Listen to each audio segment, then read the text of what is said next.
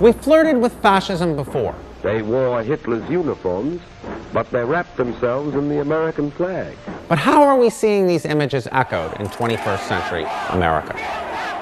Well, the formula for fascism is surprisingly simple, and it gets repeated a lot. Italy and Germany, of course, but fascist movements are on the rise today in India, Myanmar, Hungary, Turkey, and right here in the United States. No matter where they come from, fascist politicians everywhere are cut from the same cloth.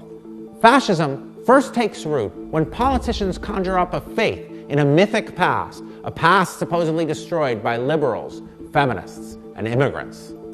For Mussolini, it was the Roman Empire. For Erdogan in Turkey, it's the Ottomans. Hungary's Viktor Orban rewrote the constitution with the goal of making Hungary great again. Fascists create an overwhelming sense of nostalgia for a past that is racially pure, traditional, and patriarchal.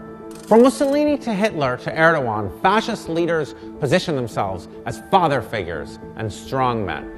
As long as he, and yes, it's always a he, remains in power, everything is possible. Without him, the whole system collapses. Once you've got your mythic past, you need the next ingredient: division. Whether it's between Germans and Jews, Hindus and Muslims, citizens and foreigners, whites and blacks, fascists succeed by turning groups against each other. The Nazis said Jews had no value because they supposedly did no mental or physical work.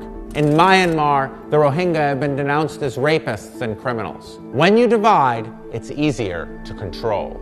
Once fascism has taken root, it spreads through propaganda, and in particular, a kind of anti-intellectualism. When Hitler first came to power, he was weak and he was mocked.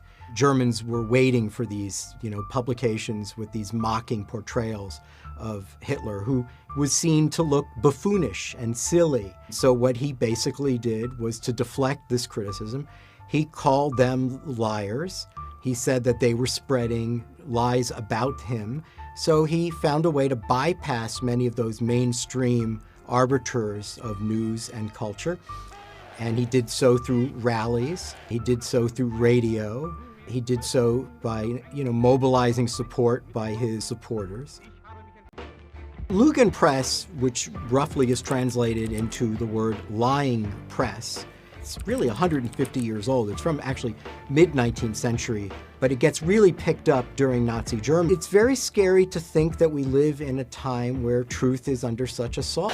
Fascists attack the truth because truth is central to a free democracy. This environment creates a petri dish for conspiracy theories.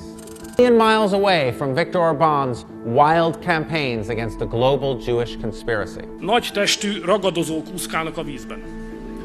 Ez így Soros György határokon átnyúló birodalma, rengeteg pénzzel és nemzetközi nehéz tüzérséggel. With truth under attack and lies running wild, no one can agree on what's true anymore. And fascists love it when that happens. You might think I'm trying to frighten you by making these parallels. And do you know what? I am.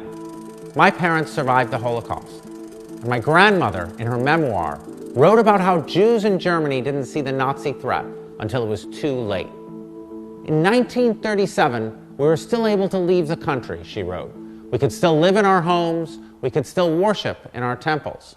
We were in a ghetto, but the majority of our people were still alive.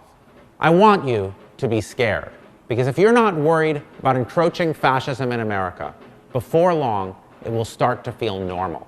And when that happens, we're all in trouble.